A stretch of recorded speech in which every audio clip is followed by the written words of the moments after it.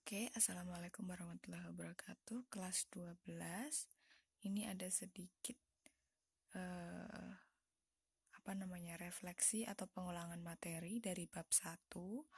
Ini saya buat khusus untuk 12 MIPA, tapi bisa digunakan juga untuk 12 IPS karena materinya sama. Judulnya di bab 1, tema pelajaran kita adalah mengejar ketertinggalan. Kemudian di bab 1 itu ada akuntansi sebagai sistem informasi babnya. Nah, apa aja yang akan kita pelajari dalam akuntansi sebagai sistem informasi? Yang pertama, apakah akuntansi itu? Selanjutnya, apa saja tujuan dari adanya akuntansi? Yang ketiga, mengapa sih kita harus belajar akuntansi dan bidangnya itu apa saja? Kemudian ada profesi akuntansi, macam-macam profesi akuntansi. Selanjutnya, ketika sudah ada profesi, maka ada etika yang mengatur. Sebaiknya sebagai seorang akuntan profesinya, etikanya seperti apa. Kemudian yang terakhir poinnya di akuntansi sebagai sistem informasi. Lanjut kita mulai ya, apakah akuntansi itu?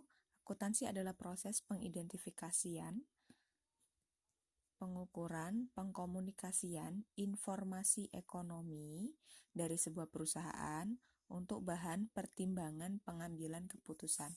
Jadi, sekarang kita mulai konsepnya ini adalah perusahaan. Perusahaan ini kan dipimpin oleh nggak cuma satu orang, oke ada satu orang bos, tapi ada beberapa manajer. Nah, dalam mengambil langkah-langkah untuk mencapai tujuan, itu diperlukan kebijakan. Nah, kebijakan ini diambil dari mana? Dari melihat laporan keuangan. Nah, dari laporan keuangan ini disusun dengan cara menggunakan akuntansi. Selanjutnya, tujuannya apa sih akuntansi itu?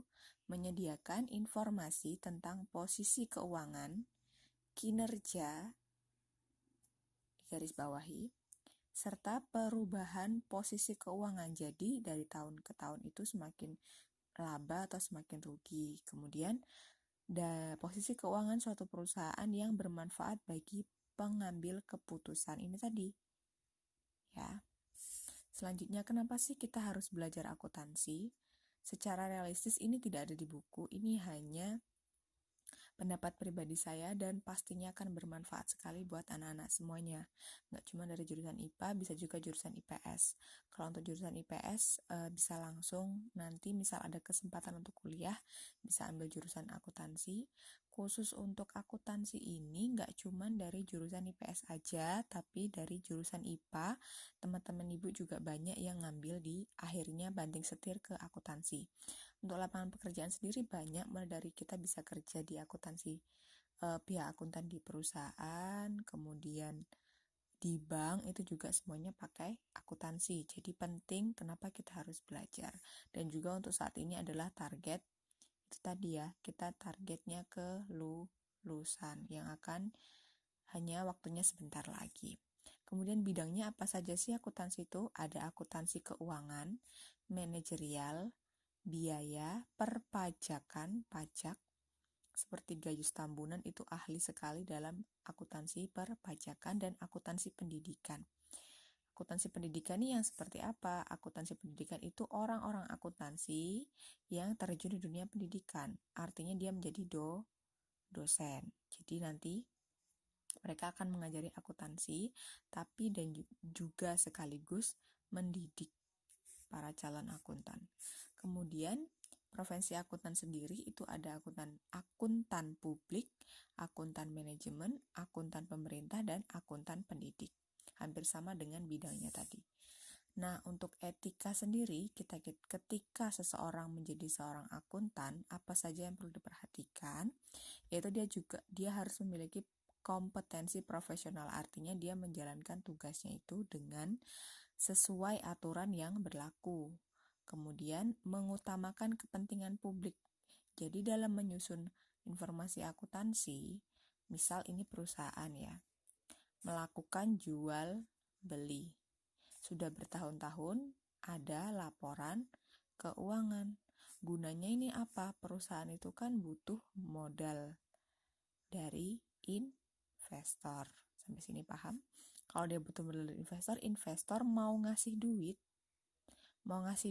ke perusahaan, itu harus tahu dong perusahaan ini tuh bagus atau tidak, kemudian perusahaan ini tuh ke prospek atau tidak ke depannya nanti. Nah, melihatnya dari mana? Dari laporan keuangan. Kalau kalian semua nanti jadi akuntan di perusahaan ini, kalau laporan keuangannya bagus, laba terus, untung terus, investor mau dong untuk untuk memberikan uang. Tapi kalau rugi terus, mungkin nggak mau memberikan uang. Tapi lihat dari etikanya di sini, kita harus mengutamakan kepentingan publik. Apa kepentingan publik itu? Harus jujur. Jadi laporan keuangan ini tadi yang mau diberikan ke investor tadi harus benar apa adanya dan juga jujur, tidak dibuat-buat. Integritas ini, oke, lanjut. Etika selanjutnya adalah integritas, artinya dia independen, tidak mudah integritas itu bisa dipertanggungjawabkan. Kemudian objektif dalam menilai sesuatu, tidak berpihak kemana-mana. Oh, ini perusahaan ini punya perusahaan saingannya saudaraku misalnya. Aku mau bela saudaraku, aku mau buat laporan keuangannya jelek. Itu nggak boleh, harus objektif. Independen itu artinya harus berdiri sendiri, tidak dipengaruhi oleh orang lain. Dan yang terakhir, tanggung jawab. Itu tadi etikanya. Lanjut ke akuntansi sebagai sistem informasi intinya. Tadi sudah disebutkan, akuntansi adalah sebuah sistem yang menghasilkan informasi keuangan yang dijadikan bahan pengambilan keputusan. Kembali ke sini ya tadi. Kemudian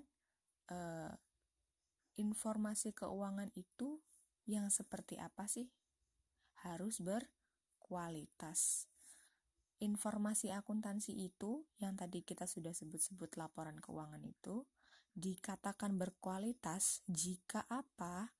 Jika atau syaratnya bisa dikatakan berkualitas itu yang pertama dapat dipahami, relevan, material, keandalan, jujur, tadi ditulis sebenar-benarnya, netral, tidak berpihak kepada siapapun, dan dapat dibandingkan. Dapat dibandingkan ini artinya dari tahun kemarin, tahun sekarang, sama tahun depan itu bisa jadi perbandingan. Terus gimana cara nyusunnya? Konsep penyusunannya harus akrual. Akrual itu dapat mencapai tujuan. Tujuannya tadi mendapatkan modal tambahan dari investor misalnya, atau perusahaan tetap bisa berjalan berapa tahun ke depan misalnya tujuan perusahaan itu kan macam-macam, atau biar produknya go internasional, itu termasuk akrual, dapat mencapai tujuan. Kalau disusun dan dari penyusunan itu bisa mencapai tujuannya, artinya itu sudah akrual. Kemudian konsep selanjutnya adalah kelangsungan usaha, jadi usahanya nggak mati, kesatuan usaha, pengaitan biaya, dan harga perolehan. Selanjutnya, siapa sih yang memakai informasi tadi? Siapa lo yang baca laporan keuangan tuh siapa? Saya tuh nggak pernah dengar, Bu, laporan keuangan.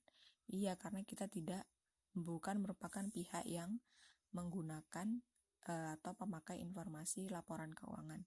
Siapakah yang memakai informasi akuntansi atau yang perhatian banget sama laporan keuangan adalah investor yang mau ngasih duit, karyawan. Kenapa karyawan harus sama laporan keuangan, harus paham? Karena misal kalian bekerja di sebuah perusahaan, kerja di situ kalian nggak tahu apa-apa, nggak ngerti laporan keuangannya, padahal posisi perusahaan itu rugi, atau misalnya perusahaan itu kira-kira hanya bisa bertahan 2 tahun ke depan, sedangkan kalian menggantungkan hidup dari perusahaan ini.